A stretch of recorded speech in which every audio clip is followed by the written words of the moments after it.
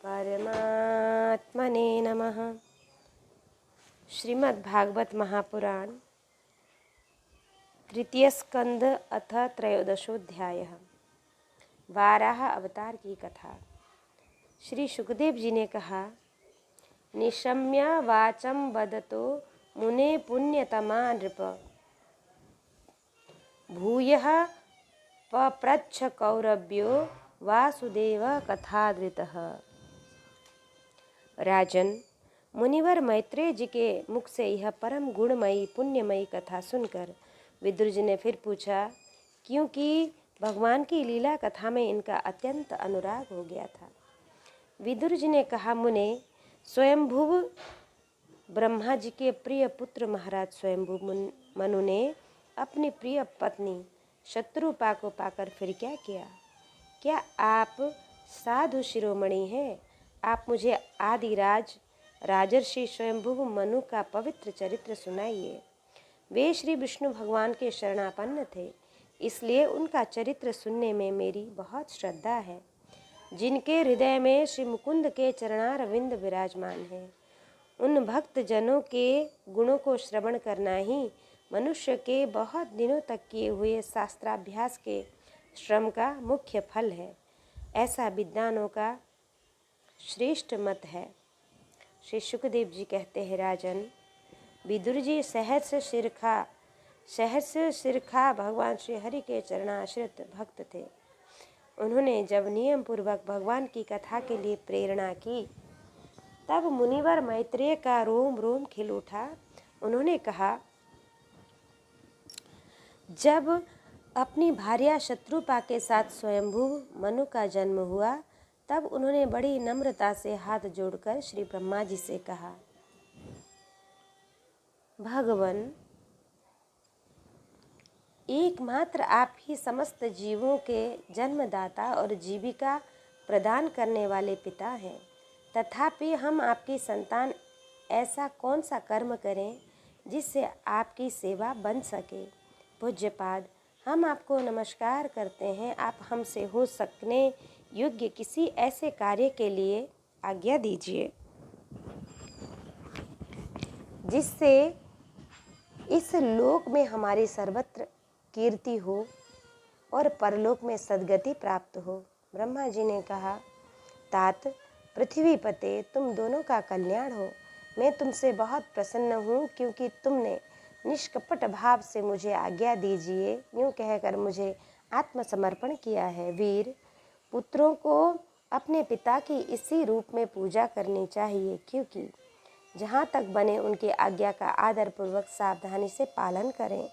तुम अपनी इस भार्या से अपने ही समान गुणवती संतति उत्पन्न करके धर्मपूर्वक पृथ्वी का पालन करो और यज्ञों द्वारा श्री हरि की आराधना करो। राजन, प्रजा पालन से मेरी बड़ी सेवा होगी और तुम्हें प्रजा का पालन करते देखकर भगवान श्री हरि भी तुमसे प्रसन्न होंगे। जिन पर यज्ञ मूर्ति जनार्दन भगवान प्रसन्न नहीं होते, उनका सारा श्रम व्यर्थ ही होता है, क्योंकि वे तो एक प्रकार से अपनी आत्मा का ही अनादर करते हैं। मनु जी ने कहा, पाप का नाश करने वाले पिताजी, मैं आपकी आज्ञा पालन करूंगा और अवश्य करूंगा, क्योंकि आप इस जगत में मेरे और मेरी भावी प्रजा के रहने के लिए स्थान बतलाइए। देव, सब जीवों का निवास स्थान पृथ्वी इस समय प्रलय के जल में डूबी हुई है। आप इस देवी के उद्धार का प्रयत्न कीजिए। मैत्रेय जी ने कहा, पृथ्वी को इस प्रकार अथाह जल में डूबी देखकर ब्रह्मा जी बहुत देर तक मन में यह सोचते रहे कि इसे कैसे निकालूं।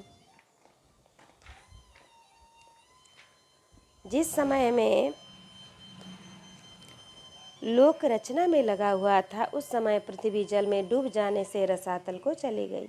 हम लोग सृष्टि कार्य में नियुक्त हैं, अतः इसके लिए हमें क्या करना चाहिए? अब तो जिनके संकल्प मात्र से मेरा जन्म हुआ है, वे सर्वशक्तिमान श्री हरि ही मेरा यह काम पूरा कर सकते हैं। निष्पाप विदुर जी, ब्रह्मा जी इस प्रकार विचार कर ही रहे थे कि उनके नासा छिद्र से अकस्मात अंगूठे के बराबर आकार का एक बराह शिशु निकला। भारत, बड़े आश्चर्य की बात तो यही हुई कि आकाश में खड़ा हुआ वह बारहा शिशु ब्रह्मा जी के देखते ही देखते बड़ा होकर क्षण भर में हाथी के बराबर हो गया। उस विशाल बराह मूर्ति को देखकर मरीचि मुनिजन, सनकादि और स्वयंभू मनु के सहित श्री ब्रह्मा जी तरह तरह के विचार करने लगे। अहो, सूकर के रूप में आज यह कौन दिव्य प्राणी यहाँ प्रकट हुआ है? कैसा आश्चर्य है! यह अभी अभी मेरी नाक से निकला था। पहले तो यह अंगूठे के पोरुओं के बराबर दिखाई देता था, किंतु एक क्षण में ही बड़ी भारी शिला के समान हो गया। अवश्य ही यज्ञ मूर्ति भगवान हम लोगों के मन को मोहित कर रहे हैं। ब्रह्मा जी और उनके पुत्र इस प्रकार सोच ही रहे थे कि भगवान यज्ञ पुरुष पर्वताकार होकर गरजने लगे। सर्वशक्तिमान श्रीहरि ने अपनी गर्जना से दिशाओं को प्रतिध्वनि करते हुए ब्रह्मश्रेष्ठ और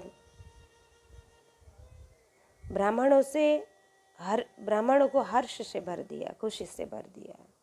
अपना खेद दूर करने वाली मायामय बराह की घुरघुराहट को सुनकर वे जनलोक, तपलोक और सत्यलोक निवासी मुनिगण तीनों वेदों के परम पवित्र मंत्रों से उनकी स्तुति करने लगे।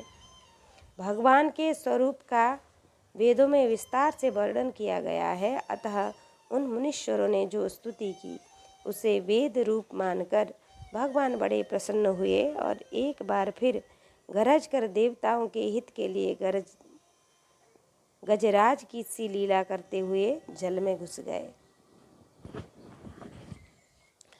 पहले वे सूकर रूप भगवान पूंछ उठाकर बड़े वेग से आकाश में उछले और अपनी गर्दन के बालों को फटका कर खुरों के आघात से बादलों को चितराने लगे। उनका शरीर बड़ा कठोर था, त्वचा पर कड़े कड़े बाल थे, दाढ़ें सफ़ेद थीं और नेत्रों से तेज निकल रहा था। उस समय उनकी बड़ी शोभा हो रही थी। भगवान स्वयं यज्ञ पुरुष हैं, तथापि सूकर रूप धारण करने के कारण अपनी नाक से सूंघ सूंघ कर पृथ्वी का पता लगाते रहे। उनकी दाढ़ें बड़ी कठोर थीं। इस प्रकार यद्यपि वे बड़े क्रूर जान पड़ते थे, तथापि उनकी स्तुति करने वाले मरीचि आदि मुनियों की ओर बड़ी सौम्य दृष्टि से निहारते हुए उन्होंने जल में प्रवेश किया। जिस समय उनका वज्रमय पर्वत के समान कठोर कलेवर जल में गिरा, तब उसके वेग से मानो समुद्र का पेट फट गया और उसमें बादलों की गड़गड़ाहट के समान बड़ा भीषण शब्द हुआ। उस तरंग रूप भुजाओं को उखाड़ कर वह मानो आंतर स्वर से, हे यज्ञेश्वर मेरी रक्षा करो, गिरा। तब उसके वेग से मानो समुद्र का पेट फट गया और उसमें बादलों की गड़गड़ाहट के समान बड़ा भीषण शब्द हुआ। उस समय ऐसा जान पड़ता था मानो अपनी उत्ताल तरंग रूप भुजाओं को उठाकर वह बड़े आर्त स्वर से, हे यज्ञेश्वर मेरी रक्षा करो, इस प्रकार पुकार रहा है। तब भगवान यज्ञ मूर्ति अपने बाण के समान पैने खुरों से जल को चीरते हुए उस पार जल राशि के उस पार पहुँचे।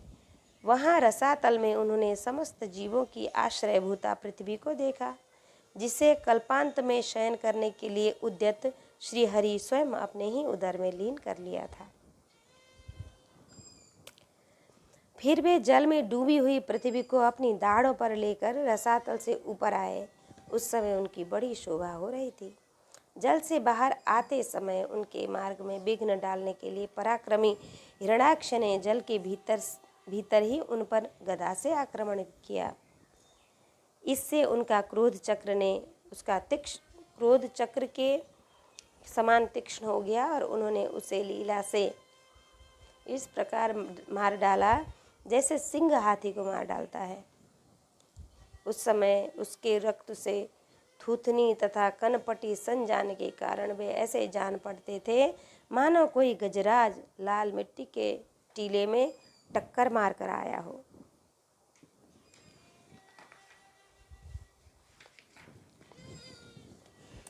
तात जैसे गजराज अपने दांतों पर कमल पुष्प धारण कर ले, उसी प्रकार अपने सफ़ेद दांतों की नोक पर पृथ्वी को धारण कर जल से बाहर निकले हुए तमाल के समान नीलवर्ण वराह भगवान को देखकर ब्रह्मा, मरीचि आदि को निश्चय हो गया कि ये भगवान ही हैं। तब वे हाथ जोड़कर वेद वाक्यों से उनकी स्तुति करने लगे।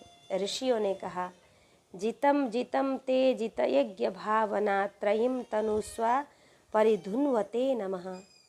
यद्रोम गर्तेषु निलिल्युरध्वरा तस्मै नमः कारणसूकरायते। रूपं तनैतन्ननु दुष्कृतात्मनः दुर्दशनं देव यदध्वरात्मकं छन्दांसि यस्य त्वयि बर्हिरोमा स्वज्यं दृशि त्वांघ्रिषु चातुर्होत्रम। भगवान अजित, आपकी जय हो यज्ञपते। आप अपने वेद त्रय रूप विग्रह को फटकार रहे हैं। आपको नमस्कार है। आपके रोमकूपों में संपूर्ण यज्ञ लीन है। आपने पृथ्वी का उद्धार करने के लिए यह सूकर रूप धारण किया है। आपको नमस्कार है। वेद दुराचारियों को हे देव, दुराचारियों को आपके इस शरीर का दर्शन होना अत्यंत कठिन है, क्योंकि यह यज्ञ रूप है। इसकी त्वचा में गायत्री आदि छंद, रोमावली में कुश, नेत्रों में घृत तथा चारों चरणों में होता है। अध्वर्यु, उद्गाता और ब्रह्मा इन चारों ऋत्विजों के कर्म हैं। ईश, आपकी थूथनी यानी मुख के अग्रभाग में स्त्रुक है, नासिका चित्र में स्त्रुवा है, उदर में ईड़ा यज्ञीय भक्षण पात्र और कानों में चमस है, मुख में प्राशित ब्रह्म भाग पात्र और कंठ छिद्र में ग्रह सोम पात्र है। भगवान, आपका जो चबाना है वही अग्निहोत्र है। बार बार अवतार लेना यज्ञ स्वरूप आपकी दीक्षणीय इष्टि है। गर्दन उपसन 3 इष्टियाँ हैं। दोनों दाढ़ें प्राणनीय दीक्षा के बाद की इष्टि हैं और उदनीय यज्ञ समाप्ति की इष्टि हैं। जिह्वा प्रवज्ञ प्रत्येक उपसद के पूर्व किया जाने वाला महावीर नामक कर्म है। सिर सभ्य होम रहित अग्नि और आवसथ्य उपासनाग्नि है तथा प्राण चित्ती इष्ट का चयन। देव, आपका वीर्य है, सोम है। आसन प्रातः सबनादि 3 सबन है। 7 धातु अग्निष्टोम अंत्यष्टोम उक्त षोडशी वाजपेयी अतिरात्र और आप्तोर्याम नाम की 7 संस्थाएं हैं तथा शरीर की संधियां संपूर्ण सत्र हैं। इस प्रकार आप संपूर्ण यज्ञ सोम रहित याग और क्रतु सोम सहित याग रूप है। यज्ञानुष्ठान रूप इष्टियाँ आपके अंगों को मिलाए रखने वाली मांसपेशियाँ हैं। समस्त मंत्र, देवता, द्रव्य, यज्ञ और कर्म आपके ही स्वरूप हैं। आपको नमस्कार है। वैराग्य, भक्ति और मन की एकाग्रता से चित्त ज्ञान का अनुभव होता है। वह आपका स्वरूप ही है तथा आप ही सबके विद्या गुरु हैं। आपको पुनः पुनः प्रणाम है। पृथ्वी को धारण करने वाले भगवान, आपकी दाढ़ों की नोक पर रखी हुई यह पर्वतादि मंडित पृथ्वी ऐसे सुशोभित हो रही है जैसे वन में से निकलकर बाहर आए हुए किसी गजराज के दांतों पर पत्र युक्त कमलिनी रखी गई हो। आपके दांतों पर रखे हुए भूमंडल के सहित आपका यह वेदमय वराह विग्रह ऐसा सुशोभित हो रहा है जैसे शिखरों पर छाई हुई मेघालय से कुल पर्वत की शोभा होती है। नाथ, चराचर जीवों के सुखपूर्वक रहने के लिए आप अपनी पत्नी इन जगन माता पृथ्वी को जल पर स्थापित कीजिए। आप जगत के पिता हैं।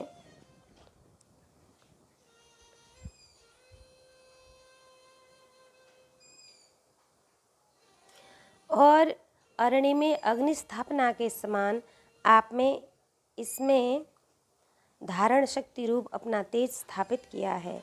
हम आपको और इस पृथ्वी माता को प्रणाम करते हैं। प्रभु, रसातल में डूबी हुई इस पृथ्वी को निकालने का साहस आपके सिवा और कौन कर सकता था, किंतु आप तो संपूर्ण आश्चर्यों के आश्रय हैं। आपके लिए यह कोई आश्चर्य की बात नहीं है। आपने ही तो अपनी माया से इस आश्चर्यमय विश्व की रचना की है, अत्याश्चर्यमय विश्व की रचना की है। जब आप अपने वेदमय विग्रह को हिलाते हैं तब हमारे ऊपर आपकी गर्दन के बालों से झरती हुई शीतल जल की बूंदें गिरती हैं। ईश, उनसे भीग कर हम जनलोक, तपलोक और सत्यलोक में रहने वाले मुनिजन सर्वथा पवित्र हो जाते हैं।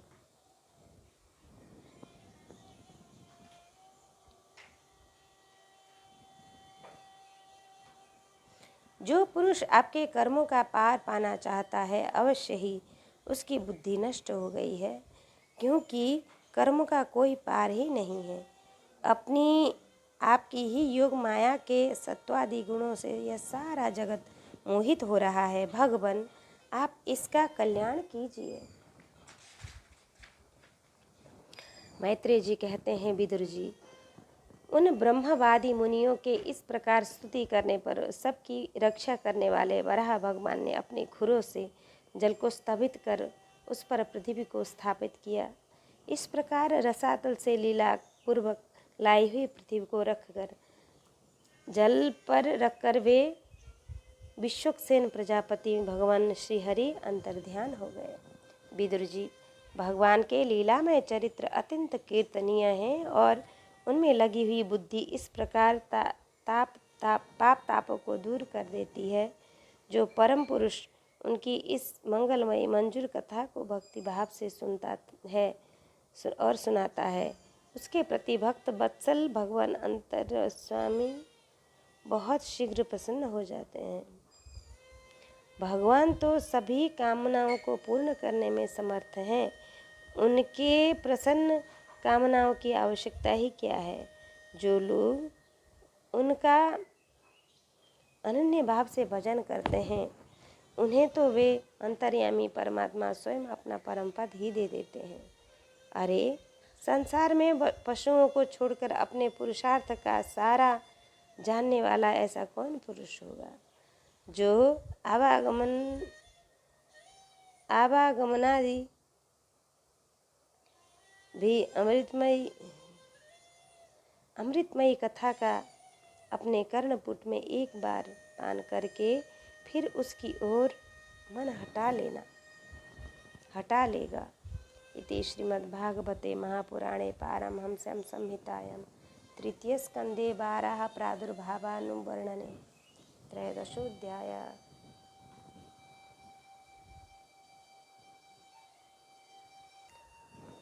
अथ 14 दीतिका गर्भधारण। श्री शुक उवाच निशम्य कोसारवीणोपवर्णिता हरे कथां कारणसूकरात्मनः पुनः स पप्रच्छतमुद्यतांजलिर्न चाति तृप्तो विदरो धृतिव्रतः।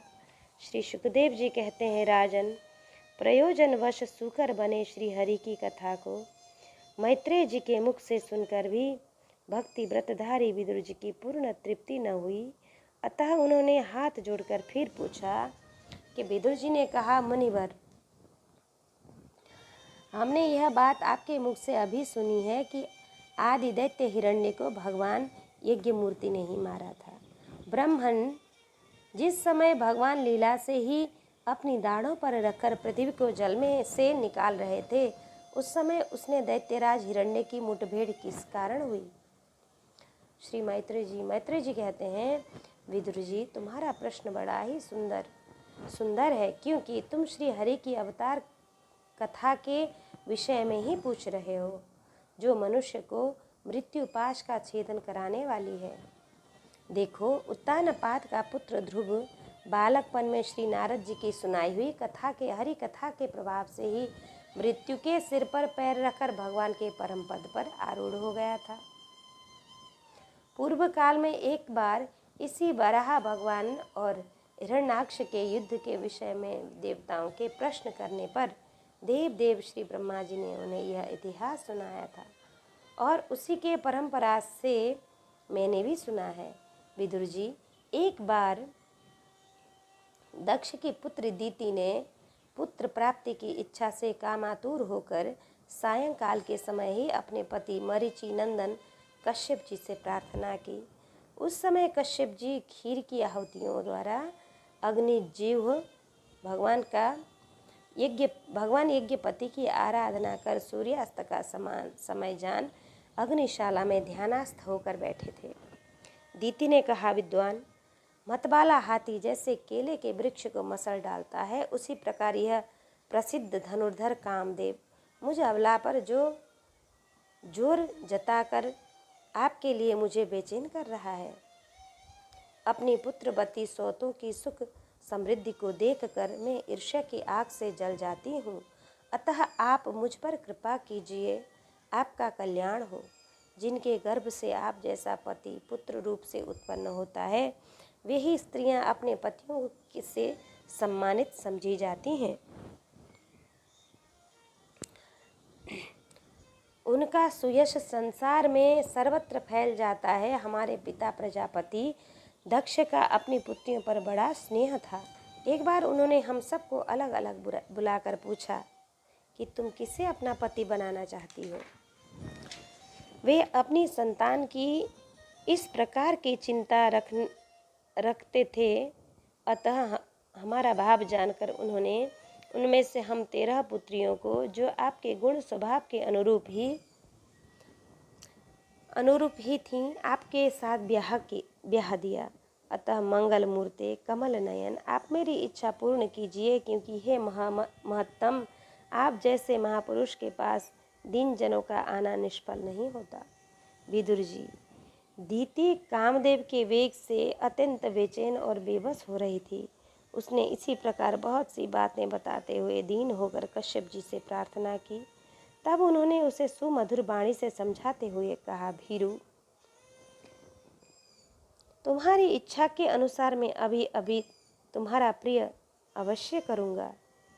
भला जिसके द्वारा धर्म, अर्थ और काम तीनों की सिद्धि होती है, अपनी ऐसी पत्नी की कामना कौन पूर्ण नहीं करेगा। जिस प्रकार जहाज पर चढ़कर मनुष्य महासागर को पार कर लेता है, उसी प्रकार गृहस्थाश्रमी दूसरे आश्रम को आश्रय देता हुआ अपने आश्रम द्वारा स्वयं भी दुख समुद्र को पार हो जाता है। मानिनी, स्त्री को तो त्रिविध पुरुषार्थ की कामना वाले पुरुष का आधा अंग कहा जाता है। उस पर अपनी गृहस्थी का भार डालकर पुरुष निश्चिंत होकर विचरता है।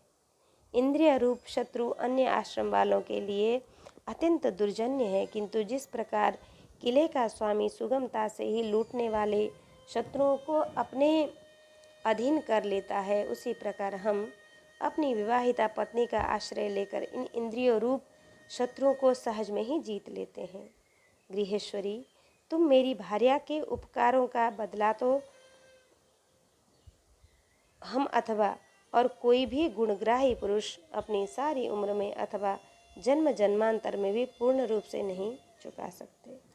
तो भी तुम्हारी इस संतान प्राप्ति की इच्छा को मैं यथाशक्ति अवश्य पूर्ण करूँगा। परंतु अभी तुम एक मुहूर्त ठहरो, जिससे लोग मेरी निंदा न करें।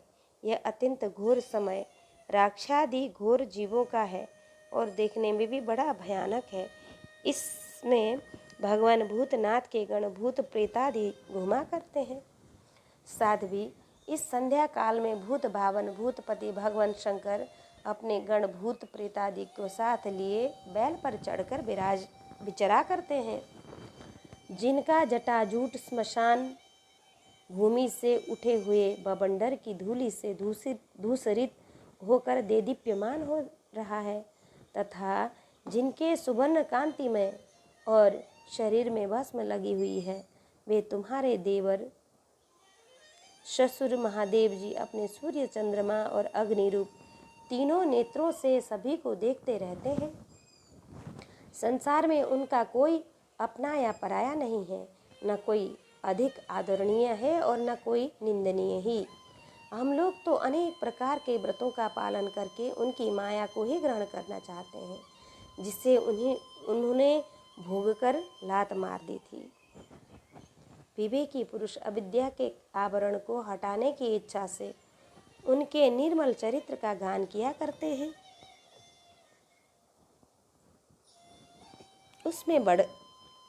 उनसे बढ़कर तो क्या उनके समान भी कोई नहीं है, और उन तक केवल सत्पुरुषों की ही पहुँच है।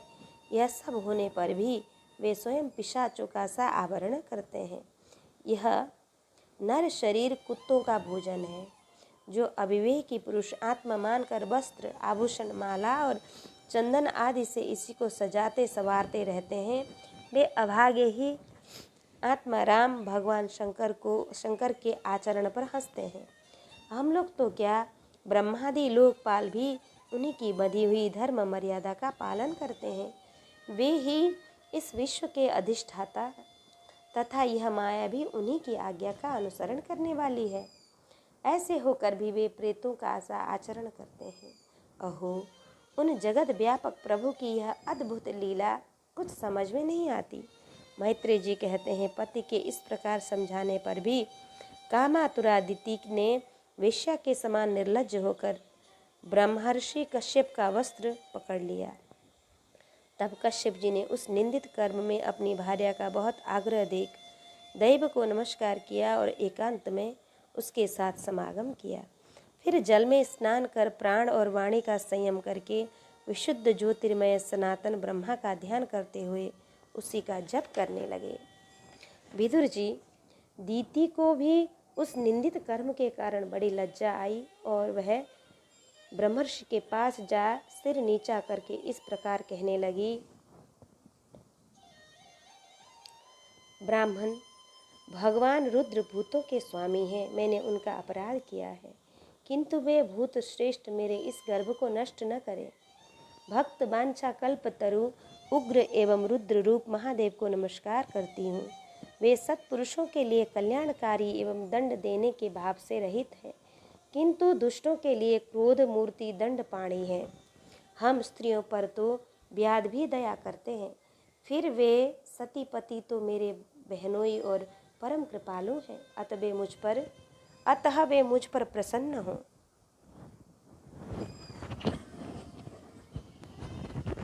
मैत्रेय जी ने कहा, विदुर जी, प्रजापति कश्यप ने सायंकालीन संध्या वंदनादि कर्म से निवृत्त होने पर देखा कि दीति थर थर कांपती हुई अपनी संतान की लौकिक और पारलौकिक उन्नति के लिए प्रार्थना कर रही है।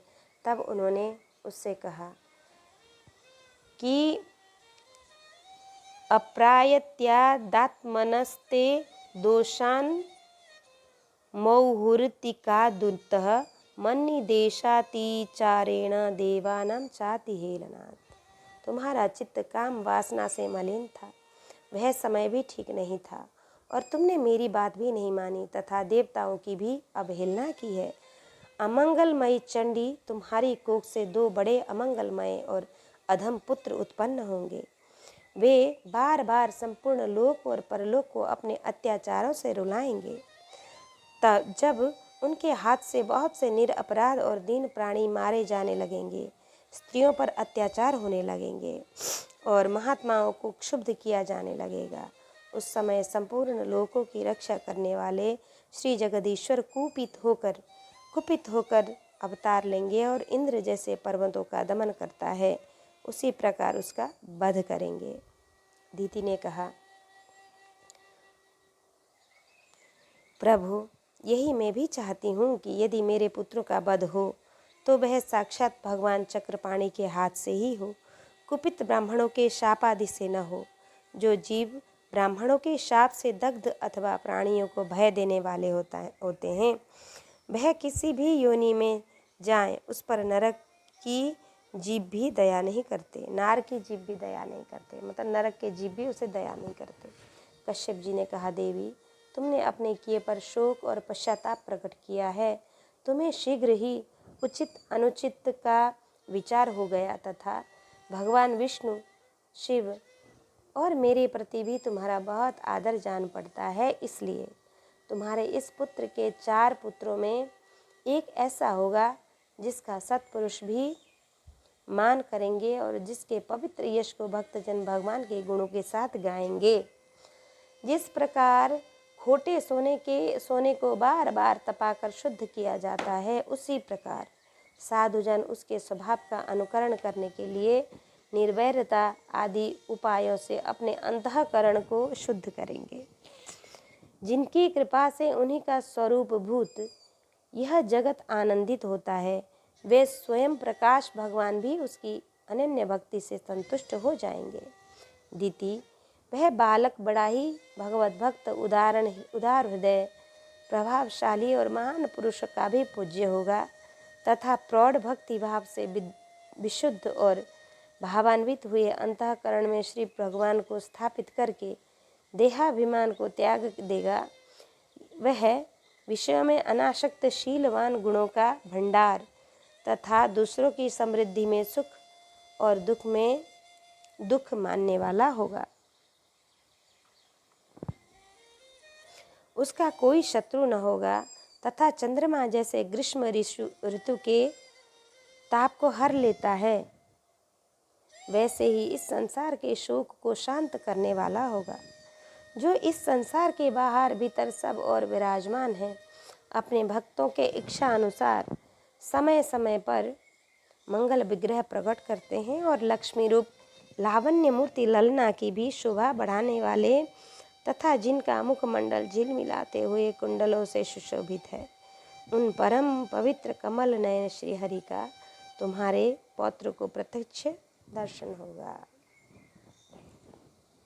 मैत्रेय जी कहते हैं, विदुर जी, दीति ने जब सुना कि मेरा पौत्र भगवान का भक्त होगा, पुत्र नहीं पौत्र, जब उसे बड़ा आनंद हुआ तथा यह जानकर कि मेरे पुत्र साक्षात श्री हरि के हाथ से मारे जाएंगे, उसे और भी अधिक उत्साह हुआ।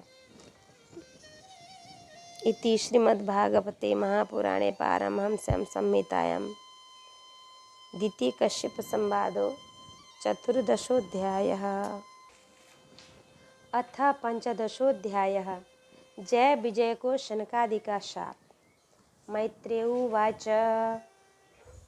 प्राजापत्यं तु तत्तेज परतेजोहनं दितिः दधार वर्षाणि शतं शंकमानासुरार्दनात्। मैत्रेय जी ने कहा, विदुर जी, दीति को अपने पुत्रों से देवताओं को कष्ट पहुंचाने की आशंका थी, इसलिए उसने दूसरे के तेज का नाश करने वाले उस कश्यप जी के तेज वीर्य को 100 वर्षों तक अपने उदर में ही रखा। ओहो, उस गर्भस्थ तेज से ही लोकों में सूर्यादि का प्रकाश क्षीण होने लगा तथा इंद्रादि लोकपाल भी तेजहीन हो गए। तब उन्होंने ब्रह्मा जी के पास जाकर कहा कि सब दिशाओं में अंधकार कराओ, अंधकार के कारण बड़ी अव्यवस्था हो रही है। देवताओं ने कहा, भगवान, काल आपकी ज्ञान शक्ति को कुंठित नहीं कर सकता, इसलिए आपसे कोई बात छिपी नहीं है। आप इस अंधकार के विषय में भी जानते ही होंगे। हम तो इससे बड़े ही भयभीत हो रहे हैं। देवाधिदेव, आप जगत के रचयिता और समस्त लोकपालों के मुकुटमणि हैं। आप छोटे बड़े सभी जीवों का भाव जानते हैं। देव, आप विज्ञान बल संपन्न हैं। आपने माया से ही यह चतुर्मुख रूप और रजोगुण स्वीकार किया है। आपकी उत्पत्ति के वास्तविक कारण को कोई नहीं जान सकता। हम आपको नमस्कार करते हैं। आप में संपूर्ण भुवन स्थित है। कार्य कारण रूप सारा प्रपंच आपका शरीर है, किंतु वास्तव में आप इससे परे हैं। जो समस्त जीवों के उत्पत्ति स्थान आपका अनन्य भाव से ध्यान करते हैं, उन सिद्ध योगियों का किसी प्रकार भी ह्रास नहीं हो सकता, क्योंकि वे आपके कृपा कटाक्ष से कृतकृत्य हो जाते हैं तथा प्राण, इंद्रिय और मन को जीत लेने के कारण उनका योग भी परिपक्व हो जाता है। रस्सी से बंधे हुए बैलों की भांति आपकी वेद वाणी से जकड़ी हुई सारी प्रजा आपकी अधीनता में नियम पूर्वक कर्मानुष्ठान करके आपको बलि समर्पित करती है। आप सबके नियंता मुख्य प्राण हैं। आपको हमारा नमस्कार है। आपको हम नमस्कार करते हैं। भूमन इस अंधकार के कारण दिन रात का विभाग अस्पष्ट हो जाने से लोगों के सारे कर्म लुप्त होते जा रहे हैं, जिससे वे दुखी हो रहे हैं। उनका कल्याण कीजिए और हम शरणागतों की ओर अपनी अपार दया दृष्टि से निहारिए। देव, आप जिस प्रकार ईंधन में पड़कर बढ़ती रहती है, उसी प्रकार कश्यप जी के वीर्य से स्थापित हुआ यह दीति का गर्भ सारी दिशाओं को अंधकारमय करता हुआ क्रमशः बढ़ रहा है। मैत्रेय जी कहते हैं, महाबाहो, देवताओं की प्रार्थना सुनकर भगवान ब्रह्मा जी हंसे और उन्हें अपनी मधुर वाणी से आनंदित करते हुए कहने लगे कि देवताओं, तुम्हारे पूर्वज मेरे मानस पुत्र सनकादि लोकों की आसक्ति त्याग कर समस्त लोकों में आकाश मार्ग से विचरा करते थे। एक बार वे भगवान विष्णु के शुद्ध सत्वमय सब लोकों के शिरोभाग में स्थित वैकुंठ धाम में जा पहुँचे। वहाँ सभी लोग विष्णु रूप होकर रहते हैं और वह प्राप्त भी उन्हीं को ही होता है जो अन्य सब प्रकार की कामनाएं छोड़कर केवल भगवत चरण आराधना करते हैं। वहाँ वेदांत प्रतिपाद्य धर्ममूर्ति श्री आदि नारायण हम अपने भक्तों को सुख देने के लिए शुद्ध सत्वमय स्वरूप धारण कर हर समय विराजमान रहते हैं। उस लोक में नई श्रेय का नामक एक वन है। नहीं श्रेयस नामक एक वन है जो मूर्तिवान कैवल्य सा ही जान पड़ता है। वह सब प्रकार की कामना को पूर्ण करने वाले वृक्षों से सुशोभित है, जो स्वयं हर समय क्षहों ऋतुओं की शोभा से संपन्न रहते हैं। वहाँ विमानचारी गंधर्वगण अपनी क्रियाओं के सहित अपने प्रभु की पवित्र लीलाओं का गान करते रहते हैं, जो लोगों की संपूर्ण पाप राशि को भस्म कर देने वाली है। उस समय सरोवर में खिली हुई मकरंद पूर्ण बासंतिक माधवी लता की मधुर सुमधुर गंध उनके चित्त को अपनी ओर खींचना चाहती है, परंतु वे उसकी ओर ध्यान नहीं देते, वरम उस गंध को उड़ा कर लाने वाले वायु को ही बुरा भला कहते हैं। जिस समय भ्रमरराज ऊंचे स्वर से गुंजार करते हुए मानो हरि कथा का गान करते हैं, उस समय थोड़ी देर के लिए कबूतर, कोयल, सारस, चकबे, पपीहे, हंस, तोते, तीतर और मोरों का कोलाहल बंद हो जाता है। मानो वे भी उस कीर्तनानंद में बेसुध हो जाते हैं। श्री हरि तुलसी से अपनी विग्रह को सजाते हैं और तुलसी की गंध का ही अधिक आदर करते हैं। यह देखकर वहाँ के मंदार, कुंद, कुर्बक, तिलक वृक्ष, उत्पल, रात्रि में खिलने वाले कमल, चंपक, अर्ण, पुन्नाग, नागकेसर, बकुल, मौलसिरी, अम्बुज, दिन में खिलने वाले कमल और पारिजात आदि पुष्प सुगंध युक्त होने पर भी तुलसी का ही तप अधिक मानते हैं। वह लोक वैदुर्य, मरकत, मणि, पन्ने और सुवर्ण के विमानों से भरा पड़ा है। ये सब किसी कर्म फल से नहीं, बल्कि एकमात्र श्रीहरि के पाद पद्मों की वंदना करने से ही प्राप्त होते हैं।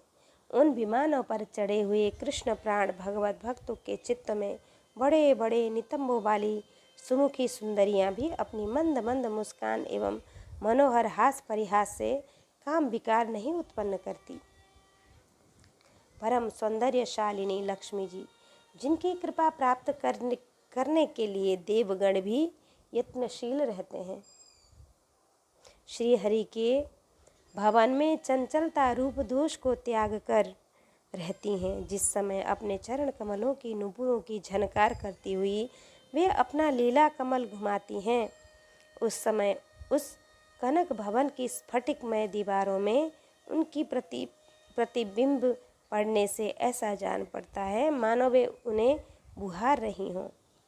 प्यारे देवताओं, जिस समय दासियों के साथ वे अपने क्रीड़ावन में तुलसी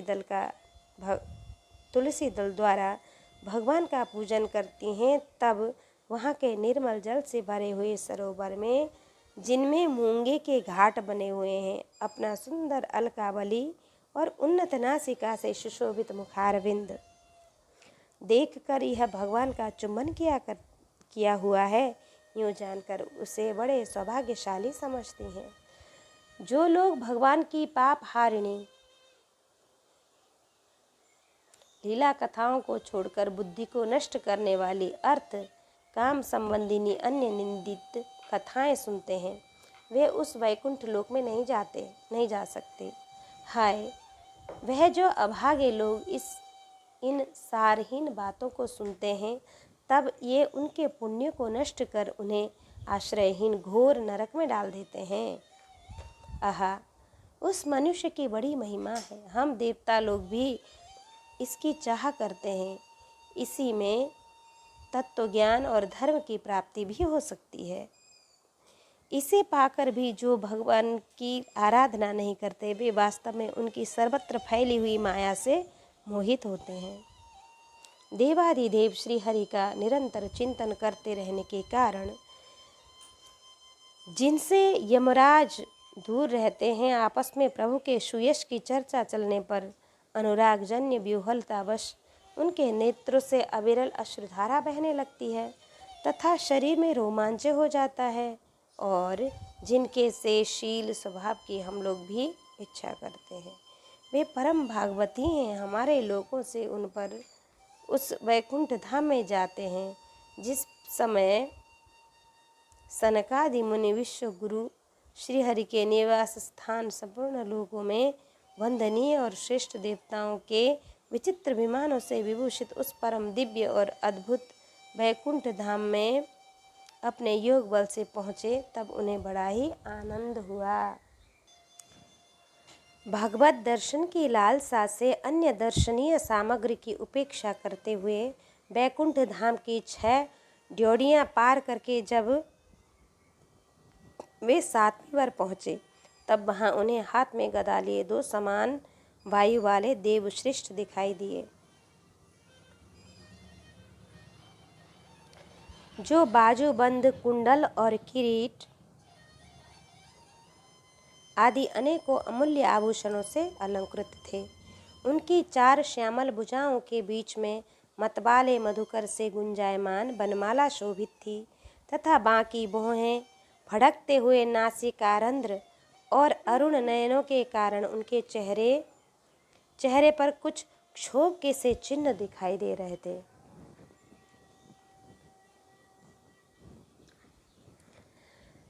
उनके इस प्रकार देखते रहने पर भी वे मुनिगण उनसे बिना कुछ पूछताछ किए, जैसे सुवर्ण और वज्रमय के बाणों से युक्त पहली 6 ड्योढ़ी लांघ कर आए थे, उसी प्रकार उनके द्वार में भी घुस गए।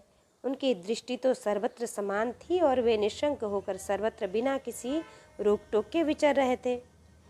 वे चारों कुमार पूर्ण तत्वज्ञ थे तथा ब्रह्मा की सृष्टि में आयु में सबसे बड़े होने पर भी देखने में 5 वर्ष के बालकों से जान पड़ते थे और दिगंबर वृत्ति से नंग धड़ंग रहते थे। उन्हें इस प्रकार निसंकोच रूप से भीतर जाते देख उन द्वारपालों ने भगवान के शील स्वभाव के विपरीत सनकादि के तेज की हंसी उड़ाते हुए उन्हें बेंत अड़ाकर रोक दिया। यद्यपि वे दुर्व्यवहार के योग्य नहीं थे, तब उन द्वारपालों ने वैकुंठवासी देवताओं के सामने पूजा के सर्वश्रेष्ठ पात्र उन कुमारों को इस प्रकार रोका। तब अपने प्रियतम प्रभु के दर्शनों में विघ्न पड़ने के कारण उनके नेत्र सहसा कुछ कुछ क्रोध से लाल हो उठे और वे इस प्रकार कहने लगे, कोबामी हैत्य भगवत परिचर्य युच्चे। मुनियों ने कहा, अरे द्वारपालो, जो लोग भगवान की महती सेवा के प्रभाव से इस लोक को प्राप्त होकर यहाँ निवास करते हैं, वे तो भगवान के समान ही समदर्शी होते हैं। तुम दोनों भी उन्हीं में से हो, किंतु तुम्हारे स्वभाव में यह विषमता क्यों है? भगवान तो परम शांत स्वभाव हैं, उनका किसी से विरोध भी नहीं है। फिर यहाँ ऐसा कौन है जिस पर शंका की जा सके? तुम स्वयं कपटी हो, इसी से अपने ही समान दूसरों पर शंका करते हो। भगवान के उदर में यह सारा ब्रह्मांड स्थित है, इसलिए यहाँ रहने वाले ज्ञानी जन सर्वात्मा श्री हरि से अपना कोई भेद नहीं देखते, बल्कि महाकाश में घटाकाश की भांति उनमें अपना अंतर्भाव देखते हैं। तुम तो देव रूपधारी हो, फिर भी तुम्हें ऐसा क्या दिखाई देता है जिससे तुमने भगवान के साथ कुछ भाव के कारण होने वाले भय की कल्पना कर ली? तुम हो तो इन भगवान वैकुंठनाथ के पार्षद, किंतु तुम्हारी बुद्धि बहुत मंद है। अतएव तुम्हारा कल्याण करने के लिए हम तुम्हारे अपराध के योग्य दंड विचार करते हैं। तुम अपनी मंद भेद बुद्धि के दोष से इस वैकुंठ लोक से निकलकर उन पापमय योनियों में जाओ, जहाँ काम, क्रोध, लोभ प्राणियों के ये 3 शत्रु निवास करते हैं। सनकादि के कठोर वचन सुनकर ब्राह्मणों के शाप को किसी भी प्रकार के शस्त्र समूह से निवारण होने योग्य न जानकर श्रीहरि के वे दोनों पार्षद अत्यंत दीन भाव से उनके चरण पकड़कर पृथ्वी पर लौट गए। वे जानते थे कि उनके स्वामी श्रीहरि भी ब्राह्मणों से बहुत डरते हैं, यानी भगवान। फिर उन्होंने अत्यंत आतुर होकर कहा, भगवान, हम अवश्य अपराधी हैं, अतः आपने हमें जो दंड दिया है वह उचित ही है और वह हमें मिलना ही चाहिए। हमने भगवान का अभिप्राय न समझकर उनकी आज्ञा का उल्लंघन किया है, इससे हमें जो पाप लगा है वह आपके दिए हुए दंड से सर्वथा धुल जाएगा। किंतु हमारी इस दुर्दशा का विचार करके यदि करुणावश आपको थोड़ा सा भी अनुपात हो तो ऐसी कृपा कीजिए कि जिससे उन अधमाधम योनियों में भी जाने पर भी हमें भगवत स्मृति को नष्ट करने वाला मोह न प्राप्त हो। हम प्रभु को याद करते रहें, हम उन्हें भूलें नहीं। इधर जब साधुओं के हृदय धन भगवान कमलनाथ को मालूम हुआ कि वे द्वारपालों ने सनकादि साधुओं का अनादर किया है, तब वे लक्ष्मी के सहित अपने उन्हीं श्री चरणों से चलकर वहाँ आ पहुँचे, जिन्हें परमहंस मुनिजन भी ढूंढते रहते हैं, सहज में नहीं पाते। सनकादि ने देखा कि उनकी समाधि के विषय वैकुंठनाथ स्वयं उनके नेत्रगोचर होकर पधारे हैं। उनके साथ साथ पार्षद गण 6 छत्र चमरादि लिए चल रहे हैं तथा प्रभु के दोनों ओर राजहंस के पंखों के समान 2 श्वेत चमर डुलाए जा रहे हैं। उनकी शीतल वायु से उनके श्वेत छत्र में लगी हुई मोतियों की झालर हिलती हुई ऐसी शोभा पा रही है, मानो चंद्रमा की किरणों से अमृत की बूंदें झर रही हों। प्रभु समस्त सद्गुणों के आश्रय हैं। उनकी सौम्य मुख मुद्रा को देखकर जान पड़ता था मानो वे सभी पर अनवरत कृपा सुधा की वर्षा कर रहे हैं। अपनी स्नेहमयी चितवन से वे भक्तों का हृदय स्पर्श कर रहे थे तथा उनके सुविशाल श्याम वक्षस्थल पर स्वर्ण रेखा के रूप में जो साक्षात लक्ष्मी विराजमान थीं, उनसे मानो वे समस्त दिव्य लोकों के चूड़ामणि वैकुंठ धाम को सुशोभित कर रहे थे। उनके पीतांबर मंडित विशाल नितंबों पर झिलमिलाती हुई करधनी और गले में भ्रमरों से मुखरित बनमाला विराजमान थी तथा वे कलाइयों में सुंदर कंगन पहने अपना एक हाथ गरुड़ जी के कंधे पर रख दूसरे कमल पर पुष्प घुमा रहे थे। उनके अमूल कपोल बिजली के प्रभा को भी लजाने वाले मकराकृत कुंडलों की शोभा बढ़ा रहे थे। उभरी हुई सुघड़ नासिका थी, बड़ा ही सुंदर मुखारविंद था, सिर पर मणिमय मुकुट विराजमान था तथा चारों भुजाओं के बीच महामूल्यवान मनोहर हार की और गले में कौस्तुभ मणि की अपूर्व शोभा थी। भगवान श्री विग्रह बड़ा ही सुंदर सौंदर्यशाली था। भगवान का वह श्री विग्रह बड़ा ही सुंदर और शालीन था। उसे देखकर भक्तों के मन में ऐसा वितर्क होता था कि इसके सामने लक्ष्मी जी का सौंदर्याभिमान भी गलित हो गया है। ब्रह्मा जी कहते हैं, देवताओं, इस प्रकार मेरे महादेव के और तुम्हारे परम सुंदर विग्रह धारण करने वाले श्री हरि को देखकर सनकादि मुनीश्वरों ने उन्हें सिर झुकाकर प्रणाम किया। उस समय उनकी अद्भुत छवि को निहारते निहारते उनके नेत्र तृप्त नहीं हो रहे थे।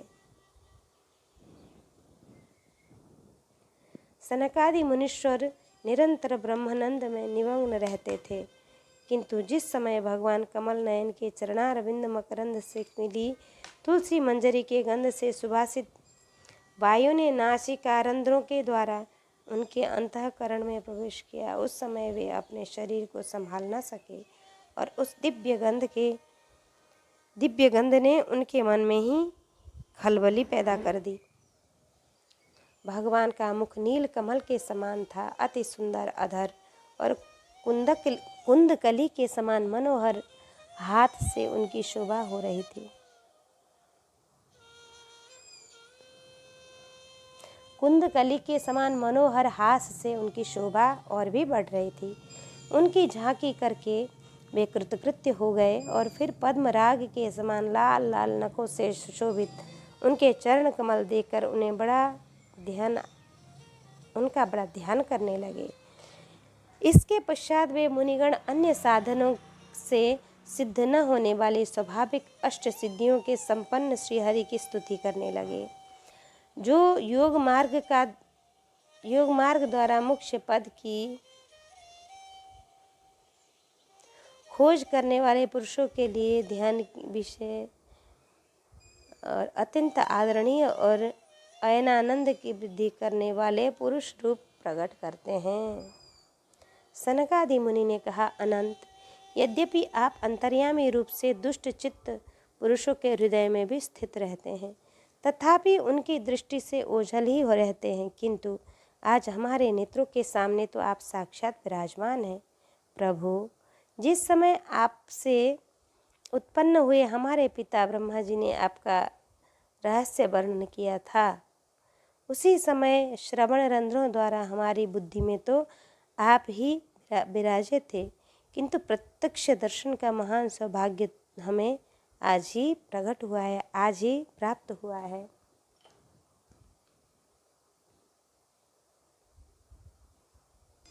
भगवान, हम आपको साक्षात परम तत्व ही जानते हैं। इस समय आप अपने विशुद्ध सत्वमय विग्रह से अपने इन भक्तों को आनंदित कर रहे हैं। आपकी इस सगुण साकार मूर्ति को राग और अहंकार से मुक्त मुनिजन आपकी कृपा दृष्टि से प्राप्त हुए सुदृढ़ भक्ति के द्वारा अपने हृदय को उपलब्ध करते हैं। प्रभु, आपका सुयश अत्यंत कीर्तनीय और सांसारिक दुखों की निवृत्ति करने वाली है। आपके चरणों की शरण में रहने वाले जो महाभागी आपकी कथाओं के रसिक हैं, वे अपने अत्यधिक प्रसाद आपकी जरा सी टेढ़ी भौं ही भयभीत कर देती है। उन इंद्र पद आदि अन्य भोगों के विषय में तो कहना ही क्या है।